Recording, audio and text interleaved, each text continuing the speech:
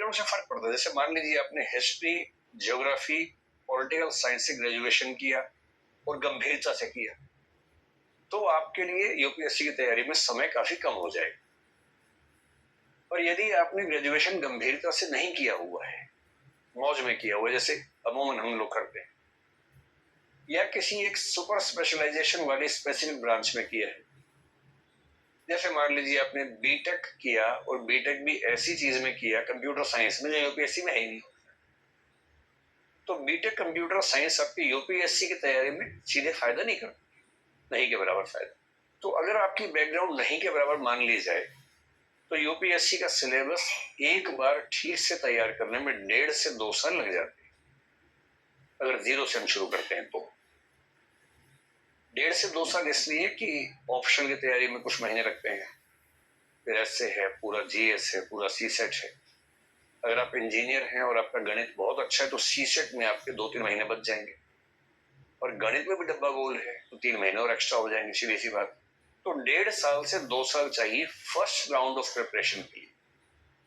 उसके बाद आपके रिवीजन, प्रैक्टिस, जिसमें 6 महीने मेरे ख्याल से कम चाहिए। तो जिस साल आप तैयारी शुरू करेंगे उसके 2 साल बाद का जो अटेम्प्ट है आप वो दे सकते हैं, क्योंकि आपको उस अटेम्प्ट के दौरान भी 6 महीने मिले जाएंगे। कुछ चीजें प्रीलिम्स और मेंस के बीच में भी कर लेंगे। तो जो लोग ग्रेजुएशन शुरू कर रहे हैं उनके लिए तो बहुत मुफीद मामला ये है कि ग्रेजुएशन के साथ साथ तैयारी कर लें, ग्रेजुएशन खत्म होते ही एग्जाम दें, क्योंकि कम उम्र में आईएएस, आईपीएस या पीएससी में आने का फायदा ज्यादा होता है।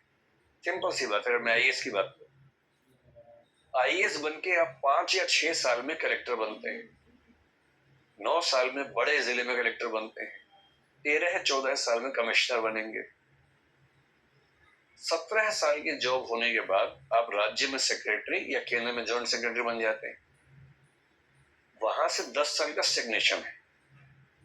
लगभग 26 साल के आसपास की जॉब होने पर आप बनेंगे एडिशनल सेक्रेटरी, जो यहाँ पर एसीएस होता है राज्य में। और एसीएस बनने में, एडिशनल सेक्रेटरी बनने के लिए जरूरी होता है कि आपके पास पर्याप्त जॉब बची हुई हो। लगभग 30वें साल में आपको सेक्रेटरी बनने का ऑप्शन मिलता है केंद्र में। सेक्रेटरी का मतलब पूरी मिनिस्ट्री का ब्यूरोक्रेटिक हेड, जो बहुत बड़ा पद है। और आईएएस बनने में मजा उसी पद में है बेसिक। और सेक्रेटरी बनने की शर्त क्या है? सेक्रेटरी के लिए एम्पैनलमेंट उसी का होगा जिसके पास कम से कम 2 साल की सर्विस बची हुई है। मोटी सी बात, जिस दिन आप सर्विस में जाए, यदि आपके पास कम से कम 33-34 साल की सर्विस नहीं है तो आप सेक्रेटरी पद का सुख आमतौर पर नहीं उठा पाएंगे। और सेक्रेटरी बने और बनते रिटायर हो, उसमें क्या मजा है? बन के 3-4 साल रहना भी चाहिए।